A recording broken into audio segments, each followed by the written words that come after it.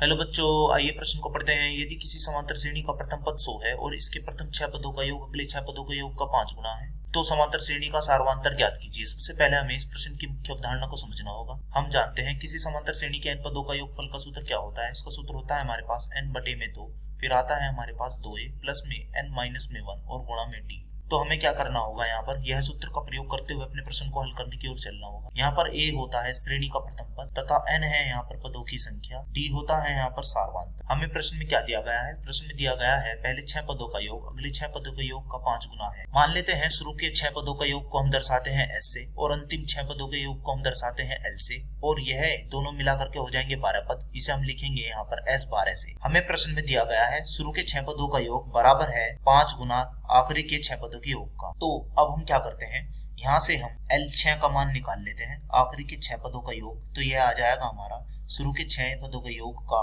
भाग 5।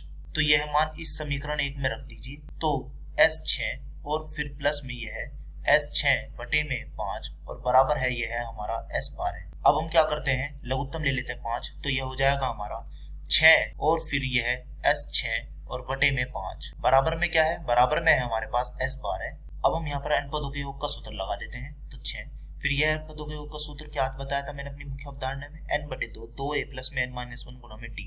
तो लगा दीजिए। तो पहले क्या आएगा n बटे 2 यानी कि यह हो जाएगा हमारा 6 बटे 2 और फिर अंदर क्या आएगा, अंदर आएगा हमारा 2a। ये कितना है, प्रथम पद है यहाँ हमारा 100 और फिर प्लस में n माइनस 1 इंटू डी यानी कि यह है आ जाएगा हमारा 5 और d यानी कि सार्वधान्तर जो हमें यहाँ पर ज्ञात भी करना है। बटे में कितना है, बटे में है हमारे यहाँ पर 5 और बराबर में क्या आएगा, बराबर में यह आएगा हमारा 12 बटे 2 और फिर अंदर आएगा हमारा 2 गुणा a और फिर यह लिखा जाएगा 11d। 2 एकम 2 और 2 दिया 6 और हम देख रहे हैं यह 6 एकम 6 और यह 6 दूनी 12 और यह 2 से यह 2 भी कट जाएगा। तो हमारा क्या बचा, तो हमारा यहाँ पर बचा है 2 गुणे 100 यानी कि 200 प्लस में यह हो जाएगा हमारा यहाँ पर 5d और इसकी गुना में भार क्या है, इसकी गुना में भार है यह हमारा 3 बटे 5 बराबर में क्या आएगा, बराबर में आएगा हमारा यहाँ पर 200 और प्लस में यह हो जाएगा हमारा यहाँ पर 11d। हम इसे लिख सकते हैं यहाँ पर 200 प्लस में 5d।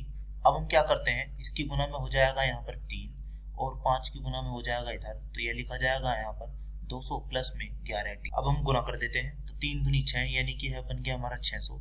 फिर प्लस में क्या आएगा, आएगा यहाँ हमारा 5 से 15d। तो लिख लेते हैं इसे 15d। फिर बराबर में है यह है हमारा क्या, यह आ जाएगा 5 दूनी 10 यानी कि हो जाएगा हमारा यहाँ पर 1000 और फिर प्लस में क्या आएगा, फिर यह आएगा हमारा 11 पंजे 55d। तो अब हम लिख सकते हैं इसे 55d माइनस में 15d और बराबर में यह हो जाएगा हमारा 1000 माइनस में 600। 1000 माइनस 600 यानी कि हो जाएगा हमारा 400 और यह हो जाएगा हमारा यहाँ पर 40d बराबर में हो गया यह 400। तो हम कहेंगे d का मान कितना आया, d का मान आया है हमारा यहाँ पर 400 बटे 40, 1 0 से 1 0 और यह कितना आएगा, यह आएगा हमारा d का मान यहाँ पर 10।